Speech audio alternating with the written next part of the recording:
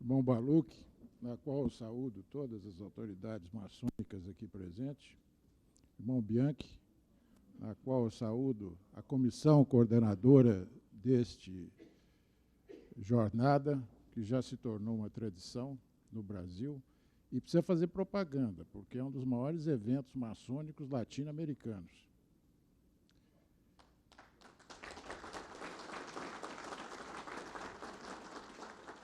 Irmão José Renato, a quem eu saúdo a jornada e todos os irmãos aqui presentes, e se eu estivesse na Bahia, eu diria: Dom José Renato, meu rei, Vossa Excelência não é uma pessoa física, é uma pessoa jurídica.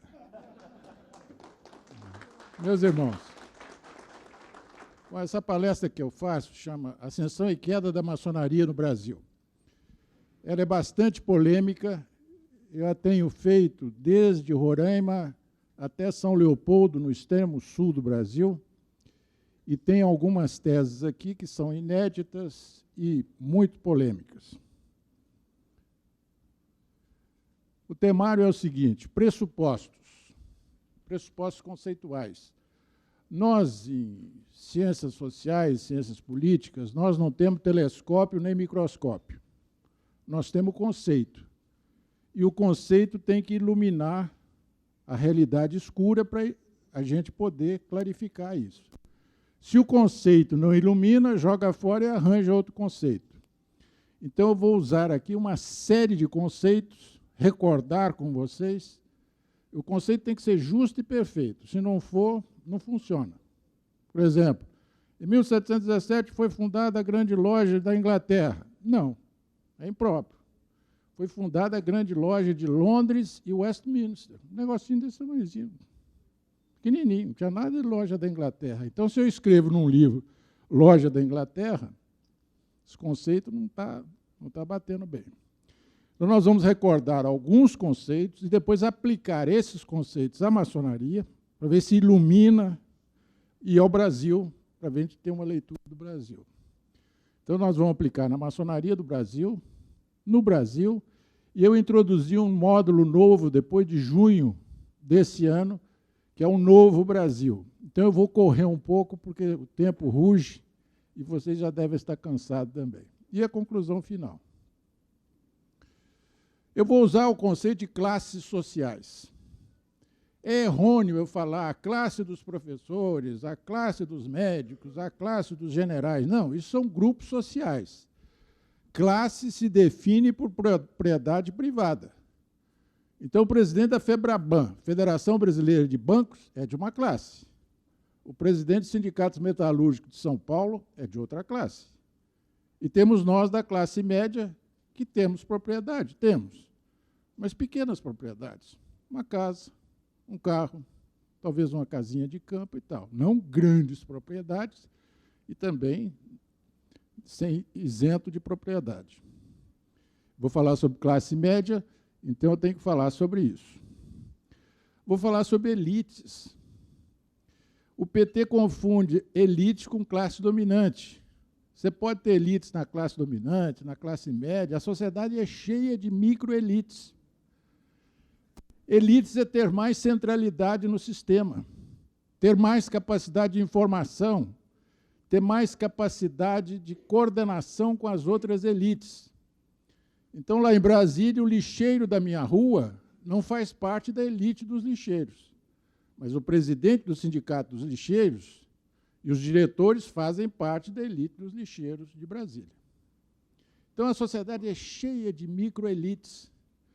E, dentre as diversas elites, nós temos as elites estratégicas e as elites convencionais. Quais são as elites estratégicas? São aquelas que têm sistema de inteligência próprio, que custa caro. Então, o presidente da Rede Globo faz parte de uma elite estratégica brasileira. Ele não precisa de ouvir o Jornal da Globo às 8h30 da noite para saber o que se passa. Às vezes, ele até um pouco pode calibrar o que nós devemos saber com maior ou menor profundidade. O Bispo Macedo faz parte de uma elite estratégica. O secretário da CNBB faz parte de uma elite estratégica. O ministro da Defesa, o secretário da Marinha, o secretário do Exército, o secretário da Aeronáutica fazem parte de uma elite estratégica brasileira. Então, a ascensão e queda da maçonaria no Brasil, por quê? Porque até 1930 nós estávamos par e passo com a elite política do país.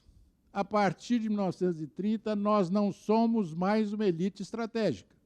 Somos uma elite? Somos, mas não somos mais uma elite estratégica. Isso vai ficar claro aqui daqui para diante.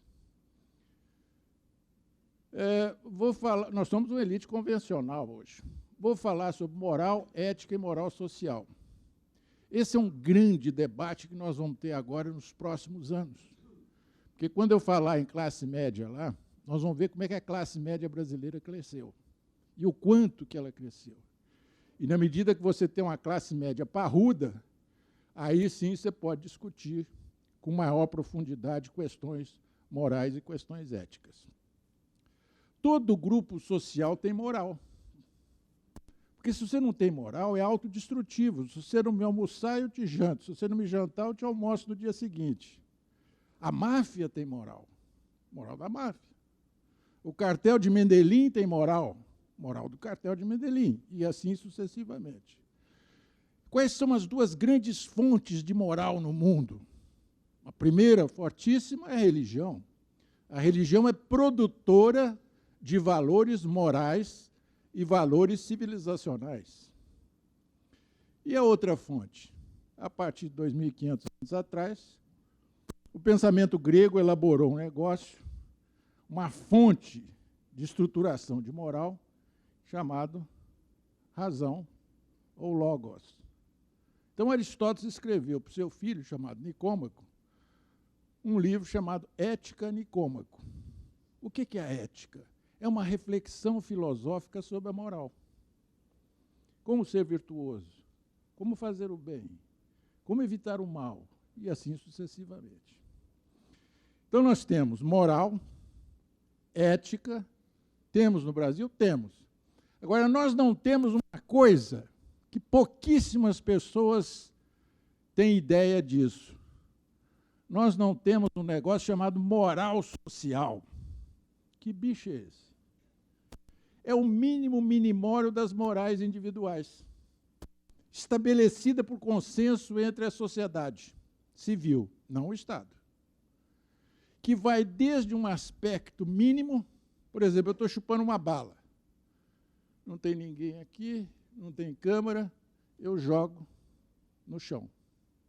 Se eu tivesse a moral social, esse valor estaria incrustado aqui dentro, com gente, com câmera, com 100, eu guardo e jogo no lixo depois. Isso vai desde esse aspecto mínimo até a moral política. A moral política nos países moralmente desenvolvidos, ela é diferente da moral individual. A moral individual é inegociável. Vamos fazer um meio roubo aqui? Vamos fazer um meio estupro? Não. Ou faz ou não faz, não tem. A moral política é de negociação, responsável. A Coreia, em 1952, tinha praticamente a mesma renda per capita que o Brasil. E a elite política coreana, uma elite estratégica, falou: a Coreia vai investir em educação. Ah, mas os recursos são escassos. Vai faltar recursos para a saúde. Vão morrer mais 50 mil pessoas nos próximos 10 anos. É uma decisão de Estado. A Coreia investiu e deu salto educacional. E deixou... Nós hoje estamos lá atrás. Bom, nós vamos ver que o Brasil não tem moral social. Os países do Atlântico Norte, Estados Unidos, Europa, a partir do século XVIII, criaram uma moral social. Nós não, mas nós não temos consciência disso. E esse é um aspecto importantíssimo, por quê? Na década de 80, eu tinha dois amigos, dois consultores, que foram chamados para elevadores OTS, para definir qual era o objetivo do elevadores OTS. Aparentemente, produzir elevador. Mas não é não, é muito mais. abrangente do que isso. Depois de 15 dias de discussão, um engenheiro da diretoria, do assessor do diretor, conseguiu definir. Foi lá no âmago da questão. O nosso negócio é locomoção entre dois pontos. Se são pontos verticais, são elevadores. Se são pontos oblíquos, são escadas rolantes. Se são pontos horizontais, são guindastes para indústrias. Então, com a mesma estrutura produtiva, com a mesma capacidade de vendas, se abrange muito mais. Então, uma pergunta que fica é o seguinte: qual é o negócio da maçonaria brasileira? Para ir no cerne da questão. Porque, na medida que nós não somos mais uma elite estratégica, nós perdemos isso. O Bispo Macedo, você perguntar para ele, onde é que o Brasil está? Ele fala, está aqui. Onde é que o Brasil pode ir? Para cá. Onde é que vocês vão intervir? Aqui, aqui, aqui e aqui. Pode perguntar para o Lula, onde é que o Brasil está? Aqui. Não precisa concordar com ele nem com o Bispo Macedo. Mas eles têm essa visão porque são elite estratégica. Está aqui. Onde é que pode ir? Para cá. Onde é que vocês vão intervir? Aqui, aqui, aqui, aqui. Secretário da CNBB, presidente da FEBEBAN, toda elite estratégica tem uma leitura do Brasil. A maçonaria não avisa, não, ela não tem uma leitura mais do Brasil. Ela tinha. No segundo reinado, com o Visconde do Rio Branco, pai do Barão do Rio Branco, ela tinha uma visão estratégica. E nós vamos ver aqui qual era o projeto secreto maçônico daquela época. Voltando ali um pouquinho em classes sociais. Às vezes a gente confunde liberalismo com democracia. Por exemplo, na Constituição dos Estados Unidos, que é um grande avanço mundial, né, está no panteão das ideias políticas mundiais, tem um pecado original. Nós, o povo, que povo é esse, cara pálida? Os proprietários. Que quem não tem propriedade está fora do jogo político. E o escravo, além de não ter propriedade, era propriedade de alguém. Ela nasce com esse pecado original, que não incorpora o negro nos Estados Unidos. Só depois vai haver uma guerra civil, na década de 60 do século passado, é que eles começam a ser incorporados na sociedade americana. Liberdade, igualdade, fraternidade, no século XVIII, XIX. Para quem? Para quem tem propriedade. Porque se você não tem, depois da Primeira Guerra, da Segunda Guerra, é que foram incorporadas para pessoas não proprietárias participarem do sistema político. Então, precisa ler isso na época, porque senão dá erro aí conceitual muito grave. Insights. Eu quero dar para você uma série de insights. É aquela... agora eu entendi. Caiu a ficha. Porque na nossa idade, os de cabelo branco, nós estamos procurando o quê? Quando você lê um livro, você quer insights. Por que eu leio Hamlet há 10 anos atrás e volto a ler hoje? A história eu já sei. Porque o grande gênio, o grande clássico, ele é um paridor de insights para você. Ele te dá... agora eu entendi. Quando eu tinha 30 anos, eu não entendi. Confúcio, aos 30 anos, se perguntou por que o mar é tão grande. Não soube responder. Aos 40, aos 50, aos 60, aos 70 anos, Confúcio descobriu por que o mar é tão grande. O mar é tão grande porque ele está a alguns centímetros abaixo dos maiores rios da Terra. Se o mar fosse maior do que o Amazonas, era uma contra-pororoca. Então, é o seguinte, se eu quero aprender, eu tenho que ter uma postura de deixar o seu saber vir para mim. Eu não posso... O que é mesmo que você falou aí? É que eu sou maior do que o mar. Isso é um insight. Outro insight. Eu estou com um problema terrível, não durmo e tal, não sei o quê.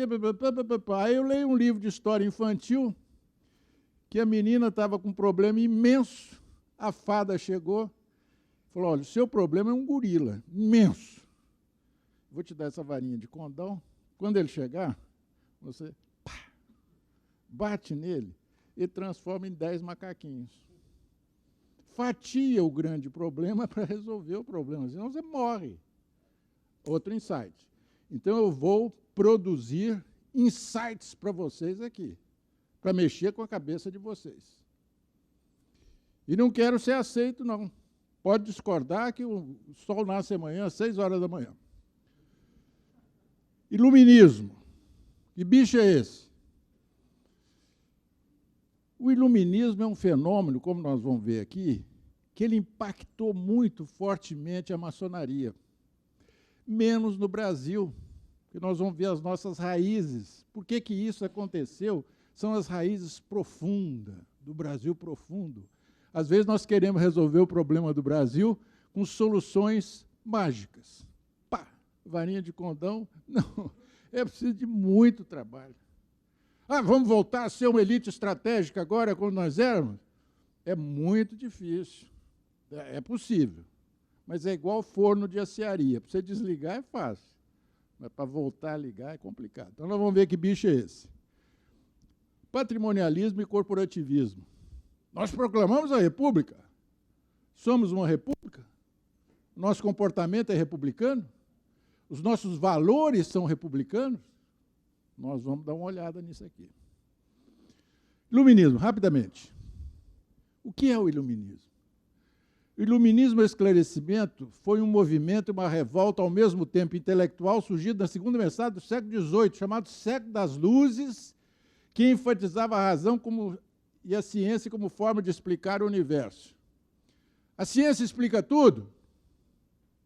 Não. Não. Tem vários mistérios da vida que a ciência não explica. Alguns poderá explicar daqui a alguns tempos, outros talvez nunca. Mas se você cortar as amarras iluministas, iluminismo não como fenômeno histórico, mas como uma atitude perante o mundo, você alça voo e vai para a Alfa do Centauro e não volta.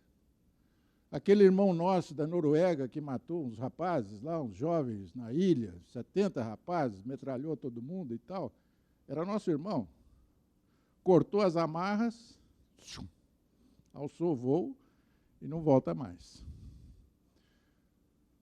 Kant pode pegar isso na internet, Immanuel Kant, um dos maiores filósofos do mundo, né?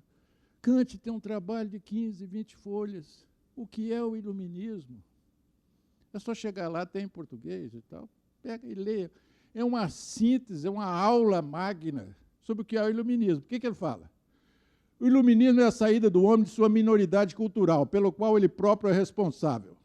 A minoridade cultural é a incapacidade de se servir do seu próprio entendimento sem a tutela de um outro. Então, minha avózinha lá em Uberaba, quando você chegava, ela vivia com essa pessoa, vai votar em quem? Ela falou, não sei, não conversei com o seu vigário ainda. Quer dizer, ela era uma pré-iluminista, porque ela alienou a sua capacidade de decidir certo ou errado em torno de uma pessoa. Então, toda vez que nós alienamos isso, nós somos pré-iluministas. Quando? D'Alembert dizia nos seus elementos de filosofia que em meados do século XV inicia-se o movimento literário e intelectual da Renascença. Em meados do século XVI, a reforma religiosa está no seu apogeu, no século XVII, a vitória da filosofia cartesiana, que provoca uma revolução radical na imagem do mundo. Assim, o iluminismo percorre todo o século XVIII. Alguns ainda o situam no final do século XVII para incorporar o irmão Locke. Mas é em meados do século XVIII que o iluminismo atinge o seu zênite. Onde? O movimento iluminista nasce, cresce, viceja, atinge o seu ápice no epicentro do Estado absolutista francês. Espraia-se em seguida para os países da Europa Ocidental e para a América Inglesa. É combatido tenazmente nos países católicos mediterrâneos da Europa e nas colônias da Iberoamérica. Isso aqui é uma pintura de Goya, aquele grande pintor espanhol, chama La Razón Adormecida, né? Se você adormeceu a razão, os morcegos, os diabos começam a sair lá. E cuidado que eles te dominam. O homem medieval e o homem iluminista. Nós estamos recordando os conceitos para aplicar. Eu vou correr aqui porque o tempo ruge e já estão me olhando aqui meio de lado. O homem medieval é jungido pela teologia da cruz. O mal do mundo tem sua origem no pecado. Houve um casal inicial que pecou, isso lesionou o protótipo e nós já nascemos com o pecado original. O homem iluminista, o homem gnóstico, o mal do mundo decorre da falta de conhecimento e de sabedoria. Por que sabedoria? Porque só conhecimento dá nazismo, fascismo, comunismo, stalinismo, holocausto, essas loucuras que o século XX e XXI nós somos capazes de fazer. A sabedoria precisa disso para temperar. Na teologia paulina se fundamenta no sacrifício. O homem está aqui como um peregrino, então não tem nada que buscar felicidade, buscar ganhar dinheiro, não.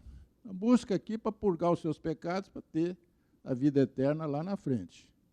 O homem gnóstico se baseia na felicidade que nasce da sabedoria e da compreensão do mundo. Essa é a grande diferença que nós devemos ter em consideração. Então, voltando a recordar aquele negócio da moral. Moral, já falamos, é um conjunto de normas, a ética é uma reflexão filosófica sobre a moral. A moral tem uma dupla dimensão, individual e social. O Brasil tem moral individual, claro que tem. Mas nós fomos incapazes de elaborar uma moral social. Nós sofremos de uma legião cultural e moral. Nós não temos consciência disso. Talvez o negócio da maçonaria, para a gente não viver das glórias do passado, a maçonaria fez a independência do Brasil, ajudou a abolição dos escravos, e hoje?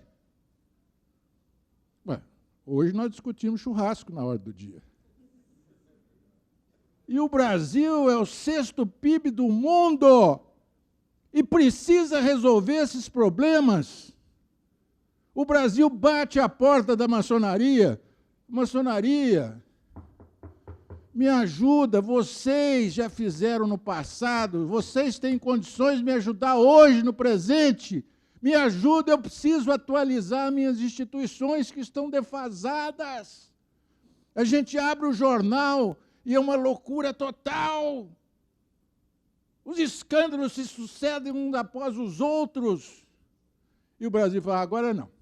Nós estamos discutindo, sábado vai ter um churrasco, na hora do dia, e está dividido. Cerveja vai ter.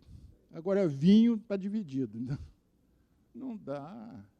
Decadente. Nós podíamos estar ajudando o Brasil a estruturar sua moral social. E isso não é nada de um grão-mestre iluminado que vai fazer isso. Isso tem que abrir o debate nas lojas. Começar nas lojas a discutir se isso faz sentido ou não, ou outra coisa. É isso que o Brasil precisa? Vamos abrir o debate sobre isso e não ficar discutindo abobrinha. Outro dia chegou lá em casa um irmãozinho nosso descabelado, falou, pelo amor de Deus, me ajuda. Eu falei, o que foi? Tem um trabalho aqui que me deram, eu não consigo, eu fui na internet, já virei aí, então, eu estou ficando burro. Eu falei, qual é o trabalho? O significado esotérico e místico da balaustrada no rito escocês antigo e aceito. Eu comecei a rir. Eu não tem significado esotérico nenhum. É para dividir o Oriente do Ocidente. Ai, que alívio. Ai, eu pensei que eu era burro, não sei mais o que e tal. Depois eu ouvi o irmãozinho falar 1 hora sobre o significado místico, esotérico internacional dos 3 pontinhos. Eu falei, meu Deus, isso aí, se você chegar para um anglo-saxão, que não sabe pôr pontinho, o que é isso? Isso é francês, isso vocês nem sabem o que é. Não tem nada de universal nisso, não, pô, é invenção francesa. E ficamos discutindo abobrinha, enquanto o Brasil está precisando de nosso auxílio, e nós temos condições de fazer isso.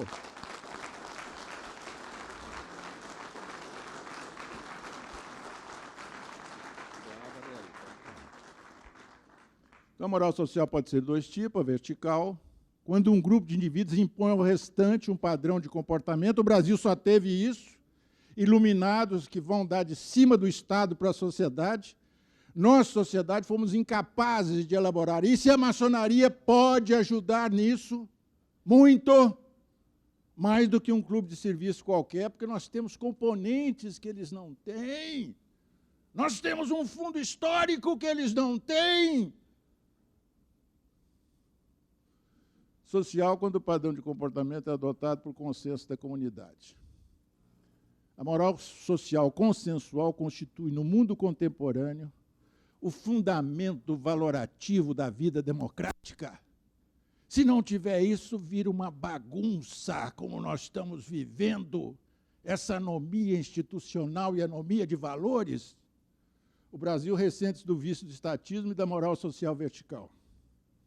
Só tivemos experiência de moral social vertical, de cima para baixo, no absolutismo católico, no pombalismo, na república positivista, no getulismo, na tecnocracia militar.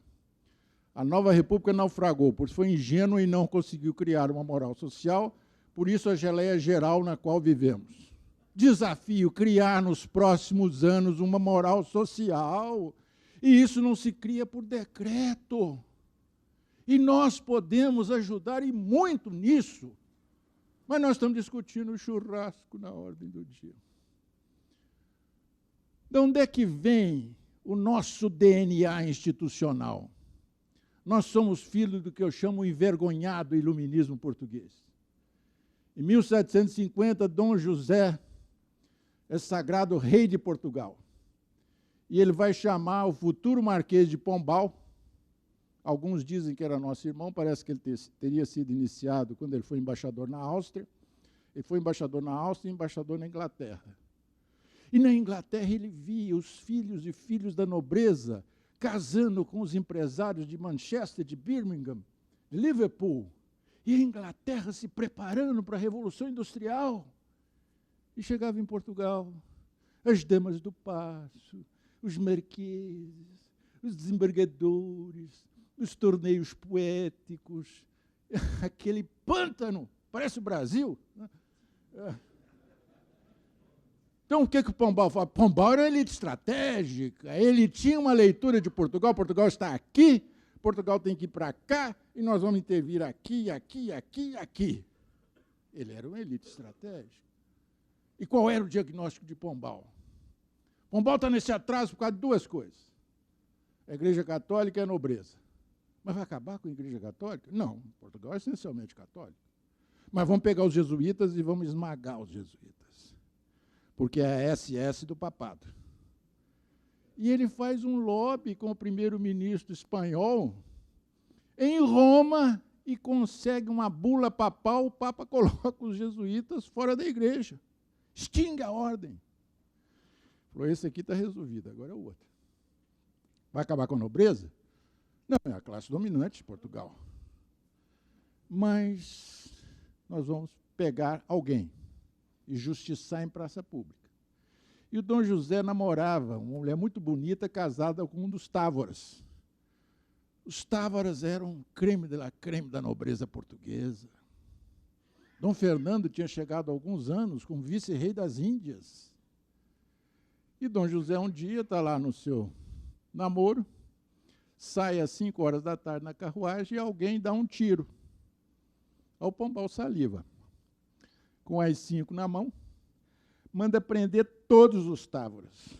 Faz um julgamento, despotismo esclarecido, né, e condena todos a serem degolados em praça pública. Então, a descrição da época, praça pública, povo presente, Marquesa de Távora, elegantérrima, com um vestido de púrpura azul, chega, tira o seu lencinho de cambraia, põe a cabeça no cepo, carrasco real. Nesse momento, a nobreza fica catatônica. Meu Deus, se ele faz isso com os Távoras, o que eles não vão fazer comigo? Aí Pombal aproveita, abre a Universidade de Coimbra, tira o trívio e o quadrívio que estava fossilizado da Idade Média, introduz a química da época, a física da época, Descartes, os filósofos iluministas, e nesse momento, quem é que está estudando em Portugal? José Bonifácio Gonçalves Ledo, que recebe aquele impacto do iluminismo e manda buscar irmãos nossos, Vandelli, na Itália, que era muito católica também. Tudo ia caminhando bem para recuperar esse atraso institucional, quando Dom José faz uma falta de educação terrível. Dom José resolve morrer em 1777. E quem é que vai ser sagrada? Rainha de Portugal? Dona Maria I, louca, mãe de Dom João VI, beata como ela só, e falamos o seguinte: vamos desfazer tudo que esse maluco do Pombal está fazendo nas nossas mais puras tradições. E faz a viradeira.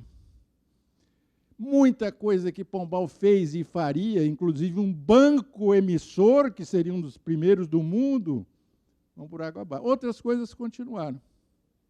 Tanto que Dom João VI, quando chega aqui no Brasil, uma das primeiras coisas que ele faz, o que é? É criar o Banco do Brasil, que é o quarto banco emissor do mundo. Primeiro banco da Suécia, segundo banco de Inglaterra, terceiro banco de França, quarto, o Banco do Brasil. Mas vamos embora que não dá tempo de discutir isso. A nobreza portuguesa, ao contrário da nobreza espanhola, ao contrário da nobreza francesa e inglesa, Portugal é muito pequenininho. Então o nobre tinha 10 filhos. O que nós vamos fazer? Não, o primogênito vai herdar o condato. A filha mais velha pode ir para um convento. Vamos. E os outros 8?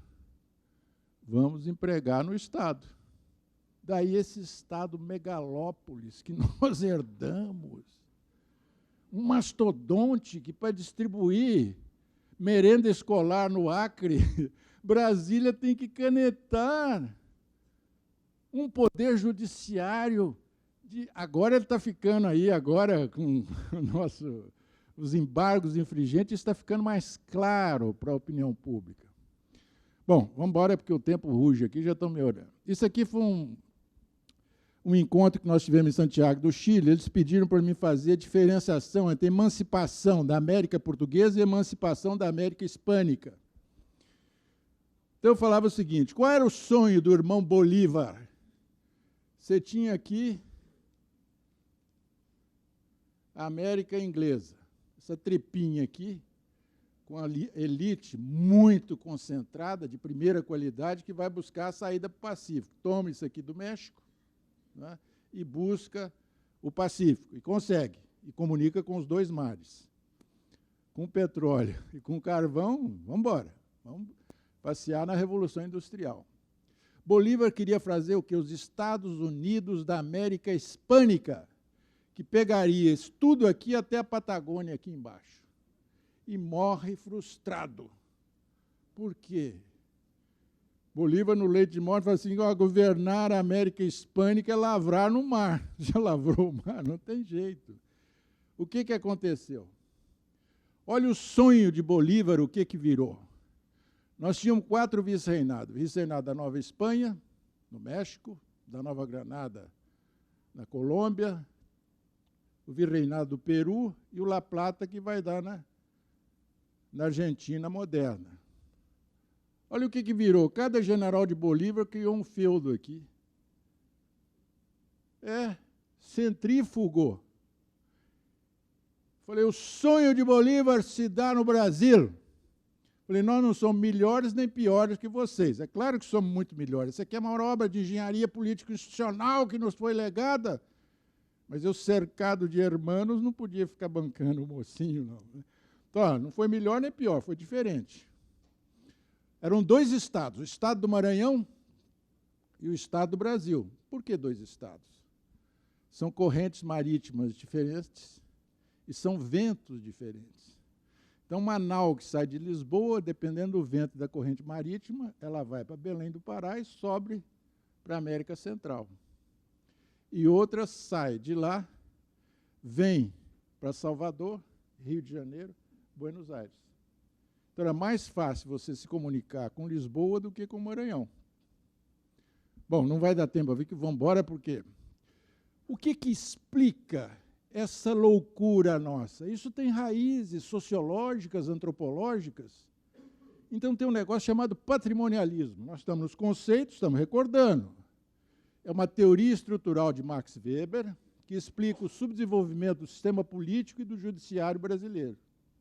O livro clássico no Brasil, Os Donos do Poder, de Raimundo Faora. Contrapõe-se às teorias marxistas e nacionais populistas. Outro país patrimonialista é a Grécia. A Grécia ficou 50 anos sem fazer as reformas necessárias e agora vai ter que fazer, a toque de caixa. Mas como?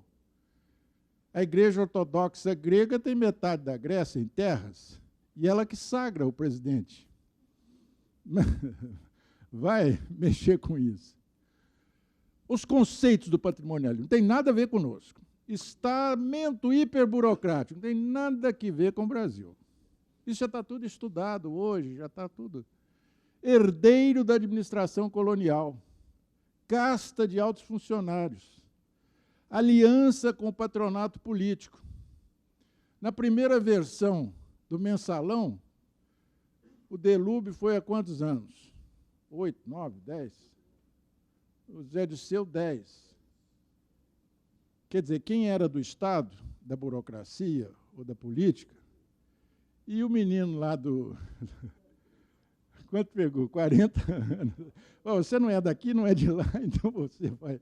O empresário que se vira lá, que você não é daqui, pô, você não é do patronato político, não é da burocracia do Estado, né, que são herdeiros da tutela da nação imune ao controle popular e democrático, forma associação parasitária, capilaridade nacional, o patrimonialismo e o clientelismo de norte a sul, leste a oeste, componente predatório, a maçonaria sofre o seu impacto e nós destruímos o irmão Mauá no Segundo Império. Não vai dar tempo de falar com isso.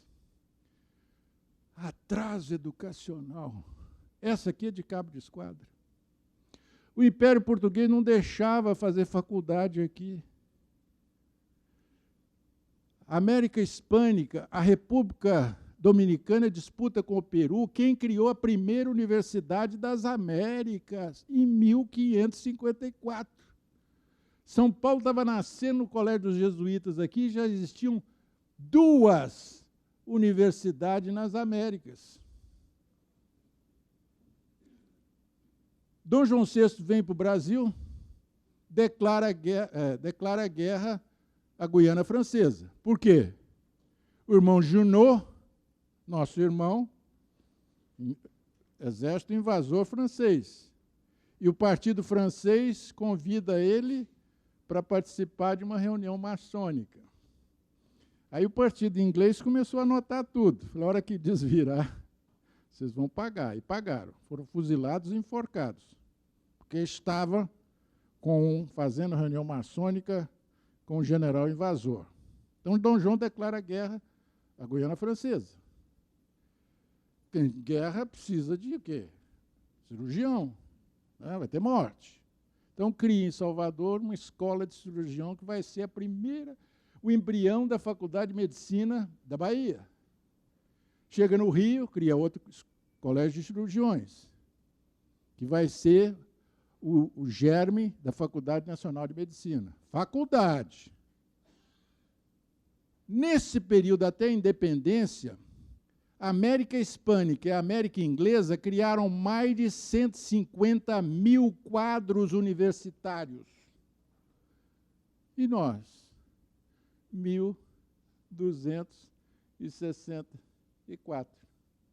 Onde? Bacharel em Direito em Coimbra, médico em Montpellier, na França. Os médicos que foram para a França receberam o impacto do iluminismo francês, que é parrudo. Os da Coimbra, iluminismozinho meio raquítico, né, envergonhado e tal, não sei o quê.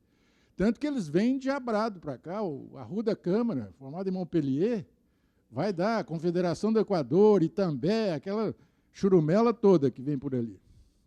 Bom, o nosso atraso. Quando é que nós criamos as nossas primeiras universidades? Um parênteses. Em 1922, o rei da Bélgica veio nos visitar, 100 anos depois da independência. Aí falaram para o presidente Epitácio Pessoa, falou, tem que ir pelo protocolo belga, nós temos que dar para ele um título de doutor honoris causa. Falei, vamos dar. É o decreto aí que eu assino. Mas não tem universidade. 1922, 100 anos depois da independência, o Brasil não tinha universidade. Isso é catastrófico. É catastrófico. Por isso é que nós somos atrasados para valer mesmo, fundamentalistas atrasados. E o que aconteceu? Cria aí, pega as faculdades aí do Rio e vamos criar uma universidade.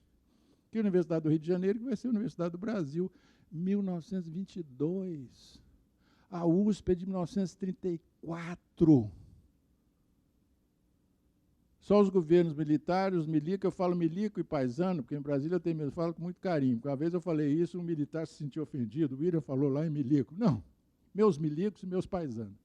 Os milicos da década de 70 que investiram maciçamente para a gente recuperar isso e criar as universidades privadas, as faculdades privadas, para recuperar esse atraso abissal. Vamos embora que o tempo ruge. Então ficam as perguntas fundamentais. Proclamamos a República, somos uma república? Essa é uma questão que nós temos que responder.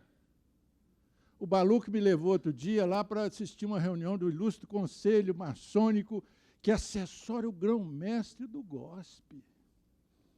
Aí eu cheguei lá e fiquei impressionado, Baluch. Homens de primeiríssima qualidade. Ex-presidente de empresa, ex-diretores, professores universitários, um negócio de multinacional, de coisa de gente grande. Discutindo o quê? Regimento de loja. Eu falei, não vou falar nada, porque senão fica... Estou convidado. Aí o Mário Sérgio chegou e falou, William, você que está nos visitando aí de Brasília, o que você acha da reunião do conselho? Falou, você que pediu, eu não ia falar, não. Aí cheguei lá e falei o seguinte, olha, eu estou impressionado com o nível. Gente de primeiríssima, gente, irmãos nossos de primeiríssima, homens de experiência fantástica. Discutindo o quê, Mário Sérgio? Regimento de loja. Eles deveriam estar discutindo os grandes temas maçônicos e os grandes temas do Brasil, como assessores do presidente do grão-mestre do GOSP. Olha a decadência que nós chegamos. O peixe não tem noção da água, porque ele vive lá 24 horas por dia. Nós não temos noção da nossa decadência, que horror. Nossa conduta é republicana? Temos espírito público? Isso aqui, sem nenhuma agressão, isso aqui é para o GOB e para as outras potências maçônicas também, viu? Também estão no jogo. Maçonaria brasileira. Nossa conduta é republicana? Temos espírito público? Sabemos distinguir o público do privado? Somos pré-iluministas? Somos patrimonialistas? Somos corporativistas? Essas perguntas têm que estar na nossa ordem do dia e não discutir churrasco na ordem do dia. Eu estava falando isso no Rio Grande do Sul, falou assim, Bate, o William deve ser vegetariano.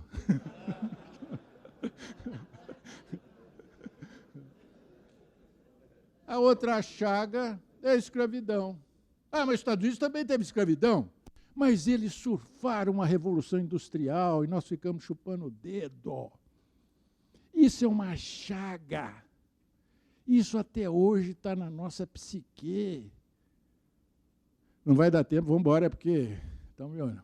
Olha a diferença aqui, Estados Unidos, Brasil, 70% governo central, 25% governo provincial, 6% governo municipal. Olha os Estados Unidos, 18% governo federal, 82% estados, municípios, o condado lá na ponta da linha. E alfabetizados. A cidadania funciona. Aqui, quando nós estávamos na campanha, Baluch, nós somos no estado do Nordeste e o grão-mestre proibiu dos irmãos irem nos ouvir. Mais pré-iluminista que isso, não tem jeito. Ouvir. Não é votar, não. Ouvir. Não. E não foram. Se isso não é pré-iluminista, minha avó é pneu de bicicleta. Bom, recordar desses conceitos, vamos aplicar isso rapidamente à maçonaria brasileira. Isso aqui é uma charge do irmãozinho nosso, que é cartunista na França, é altamente pretensioso. Isso aqui vai ficar para vocês, depois pode ser disponibilizado para vocês aí, gente. Tá? Religião, alguém te esculpe por fora. Maçonaria, você se auto-esculpe. Vai ser pretensioso. Deixa o PT lá longe, hein? Né? Mas, de qualquer modo, é hilário. Isso aqui nós íamos realizar em 2006, nós íamos trazer a universidade, porque não é só política eleitoral, não. Ter candidato, não. Nós temos que ter gente nossa no Itamaraty, nós temos que ter gente do BNDES, nós temos que ter gente da Petrobras, nas agências fundamentais do Estado e da sociedade. Então, nós íamos trazer a universidade para discutir os temas maçônicos, porque para você entender o DNA brasileiro, você precisa de saber. Isso aqui é fundamental. A coroa, responsável maior pela unidade nacional. A cruz é a Igreja Católica. A espada são as Forças Armadas. O esquadro e o compasso. Ninguém estuda. Por que fulano era isso, José Bonifácio era isso, maçom? Por que o outro era isso, maçom? Por quê? Por quê? Porque nós também saímos da universidade. Isso me faz lembrar o seguinte, o Nelson Rockefeller saiu candidato a governador de Nova York. Pela primeira vez, um Rockefeller, um dos donos do poder, ia ser banhado pelas urnas. Porque vai às urnas quem não tem poder. Os donos do poder não precisam ir à urna. O presidente da Rede Globo precisa de ser deputado? Não precisa. Então, Nelson Rockefeller reuniu o clã dos Rockefeller, 400 Rockefeller numa mansão virginiana em Connecticut. E lá chegou, falou, olha, pretendo fazer isso. E todo mundo apoiando e tal, desde os jovens até os mais de idade. Mas ele queria era a vovó Rockefeller, que estava sentada assim, com o seu bengalinha de cabo de madrepérola, escutando atentamente, não falando nada. Aí, no final, aplaudido. Parabéns, Nelson, vai com você e tal, estamos firmes, vai fundo. Ele está olhando para a vovó Rockefeller, que ele queria era a opinião dela. Ela vem com a bengalinha dela. Falou, vovó, a senhora não disse nada, a senhora aprova, desaprova? Falou, Nerso, igual o Nelson da Capitinga, né? Nerso, esse negócio de política aí, de eleição que você vai entrar, isso é que os nossos empregados fazem nas nossas fábricas? É. Entendeu? Para os donos do poder, eleições é um negócio de classe média que precisa subir na vida e tal. Bom, então isso aqui, nós íamos reunir, tinha convidado espanhóis, franceses, argentinos, da maçonaria, gente do mundo universitário, e o governo do Distrito Federal ia financiar. E o dinheiro não saía. Aí a Badia, que era governadora e que era candidata à reeleição, eu fui lá e falei, governadora, o dinheiro, né, já tinha palavrado aí, eu estou com os convidados aí chegando. Ué, vocês não apoiaram o Arruda? Vai pedir dinheiro para ele, porque daqui não vai sair um tostão. Eu tive que desconvidar todo mundo. Que vexame. Porque não saiu. Bom, aí a Escócia fez o primeiro do mundo em 2007. Essa é outra história e vamos embora. Se nós fôssemos uma elite estratégica, isso aqui é uma charge do Loredano, nosso irmão Barão do Rio Branco, nós fizemos um avental nele, o Sérgio Samurim, se fosse falar com ele, chegaria o Mird, né? O Barão, não sei o quê. Mas como nós somos decadentes, hoje nosso tamanho é do calcanhar do Barão, nós estamos aqui, ele chega de cima e fala de cima para baixo. Então, uma vez nós fomos falar com o Figueiredo, uma comissão, vocês são de qual maçonaria mesmo? Depois com o Fernando Henrique, a comissão, qual das maçonarias de vocês? É terrível. Faça pelo menos como a Alemanha. A Alemanha tem 5 obediências. Eles conseguiram da Inglaterra e a gente iria lá para saber como é que eles fizeram isso para fazer aqui no Brasil. Ficam as 3 obediências, mas um representa a maçonaria brasileira e aquilo é rotativo anualmente. Senão fica essa mixórdia de hoje aí que ninguém entende.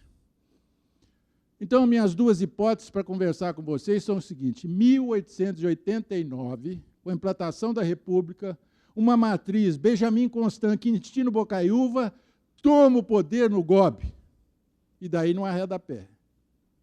Em 1930 é a decadência. Nós não somos mais uma elite estratégica. Somos uma elite. Clube de serviço.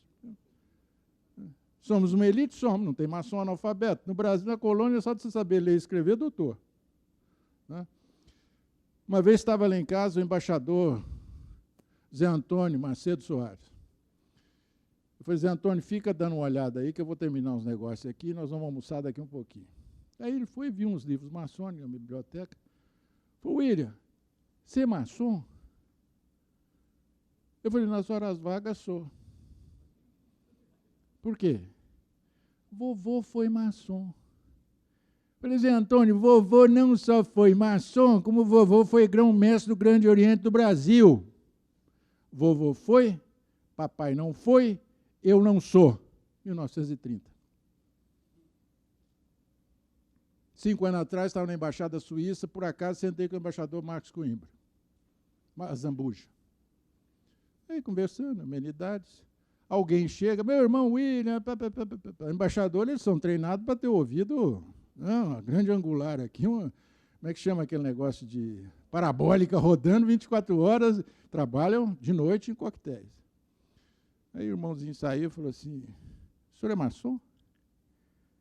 Falei, nas horas vagas sou, embaixador. Ah, vovô foi. Lá em casa tinha uns aventais, um negócio de vocês lá de maçonaria. Vovô foi, papai não foi, eu não sou. Recua, 1930. Nós tínhamos que ter Itamaraty, BNDES, etc. E hoje nós temos o quê? As fases profanas, ou não maçônicas, né, do Brasil. O que aconteceu na emancipação política? Nós emprestamos a nossa organização para o país que ia se tornar independente. Não tinha partidos políticos. Então, a nossa organização supriu, até certo ponto, isso. Nós tínhamos algumas capilaridades internas, mas principalmente os contatos internacionais. E nós emprestamos isso para o país que ia se tornar independente. E, naquela época, se jurava os juramentos maçônicos e, ao lado, juro batalhar pela independência do Brasil. Era um juramento duplo. Realistas e republicanos, monarquista e republicano. Zé Bonifácio e Gonçalves Ledo. A maçonaria brasileira foi colonizada pela maçonaria da corte, pela maçonaria do Rio de Janeiro. E na corte, José Bonifácio é o bandido, Gonçalves Ledo é o mocinho. Zé Bonifácio é um estadista de primeira, sem falsa patriotada, eu considero ele superior a Thomas Jefferson. Zé Bonifácio tem importância na história do Brasil, na história das Américas, na história da Universidade de Coimbra, na história da ciência portuguesa e europeia. É completo. É um homem que conversava com o embaixador austríaco e inglês, pau a pau, ele tinha concepção geoestratégica do mundo naquele momento. E o Ledo?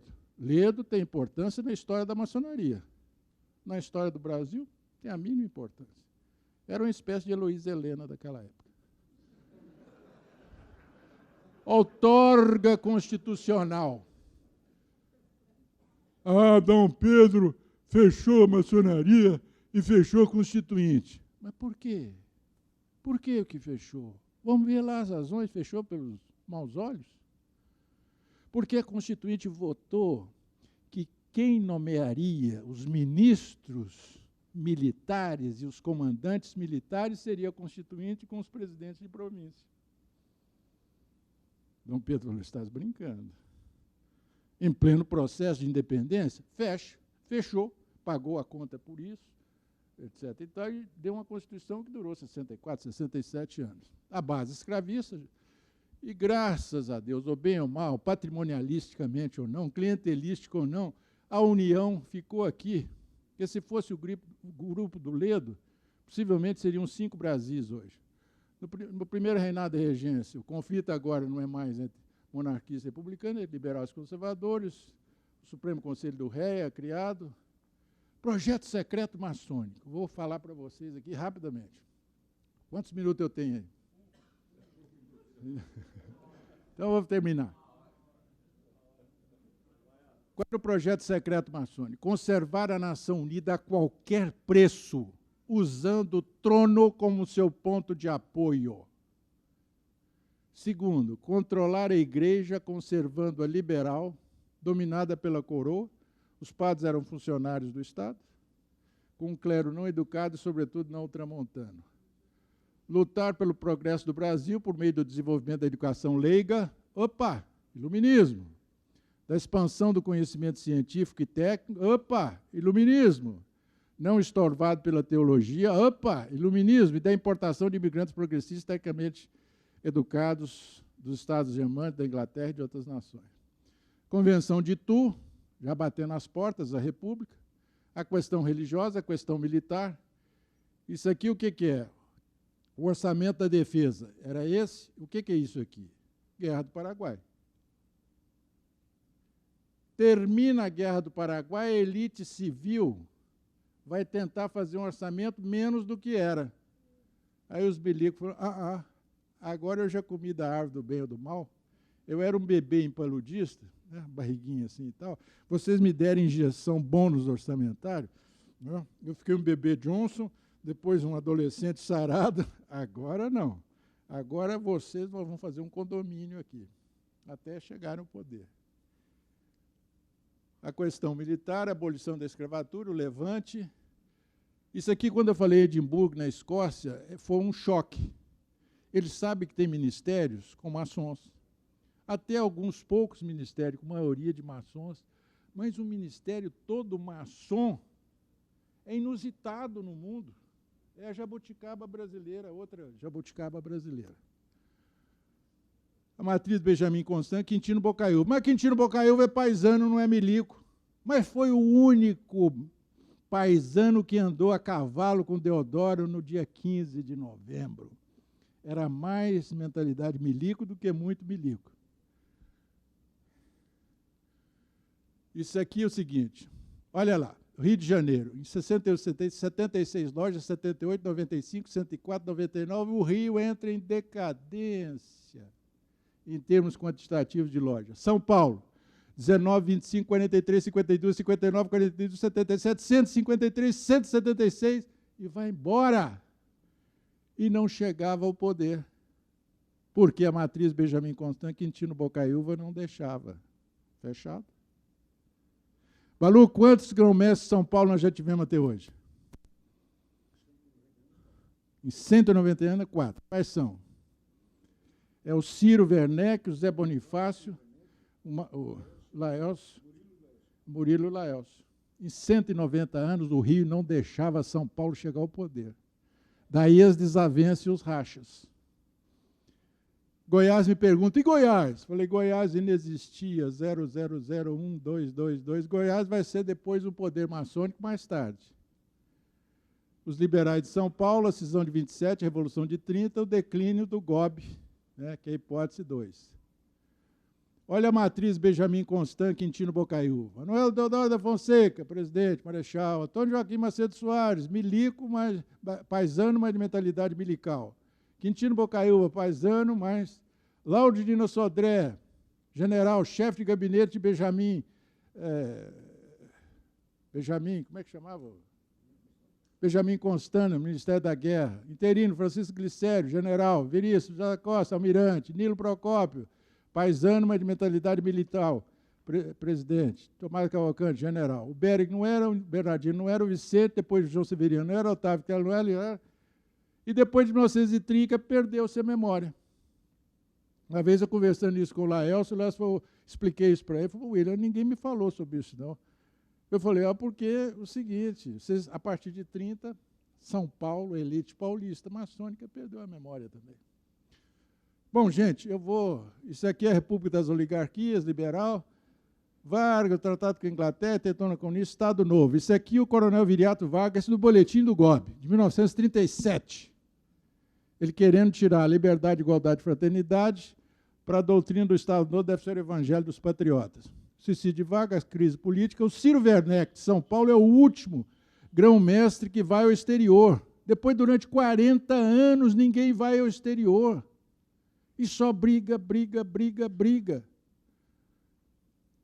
Congresso de Haia, maçom, Ciro, vamos embora, porque o tempo GOB apoia o movimento militar, o Castelo Branco assume, o movimento não persegue, depois do AI-5, luta ideológica da Lorde, atividade meramente administrativa do GOB. Aí vem a cisão de 73. Aí o que já estava decadente, decadentão ficou.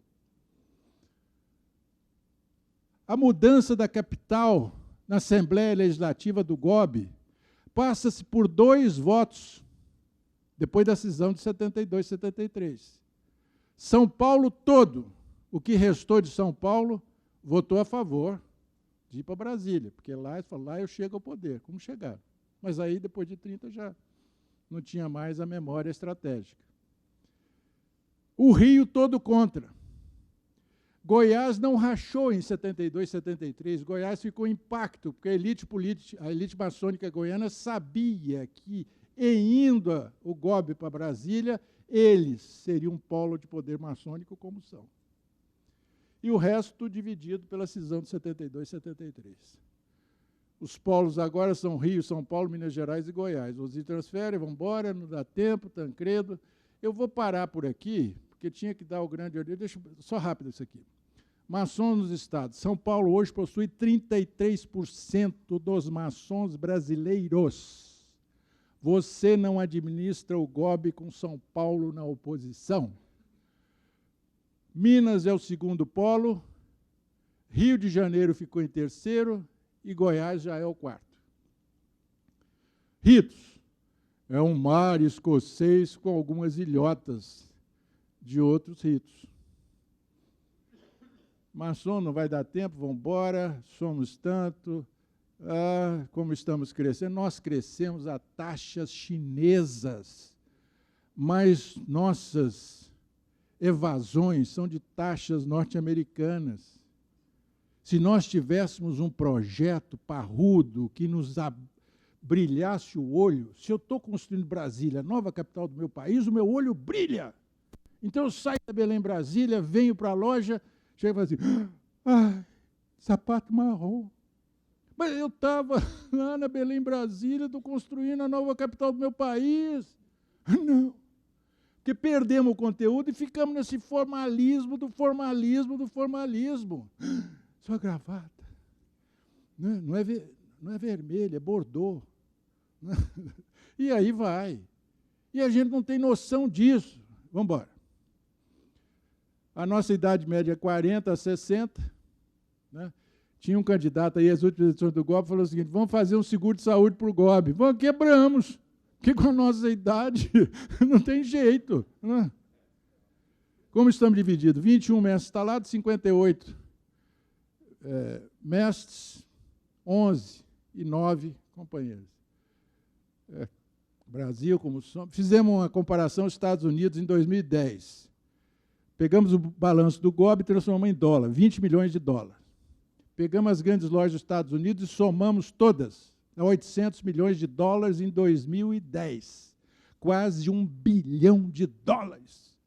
Então, nosso potencial de crescimento, se nós tivéssemos um projeto, coisa que não tem, nós estamos na verdadeira Idade Média na maçonaria brasileira, seria um negócio fantástico.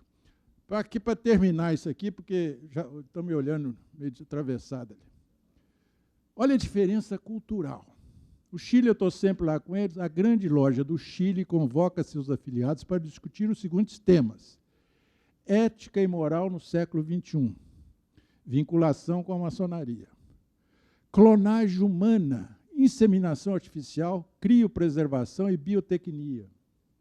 Eugenia, propósito de vida, aborto e eutanásia, a morte digna. Meu Deus, se eu trouxesse Brasil, isso é palavrão.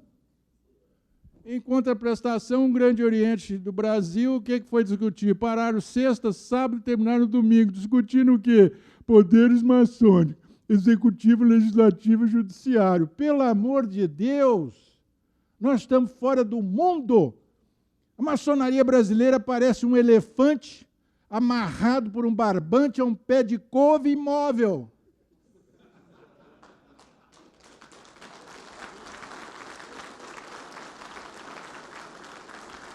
Não tem consciência da sua força e ficamos nos iludindo aí, discutindo coisa que não faz o menor sentido.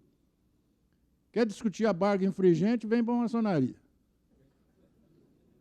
Brasil. Gente, não vai dar tempo, eu vou parar por aqui, porque era uma leitura do Brasil e depois ainda teria os movimentos sociais. Eu sinto com vocês aqui, eu tentei correr um pouquinho, mas tinha muito assunto para conversar com vocês.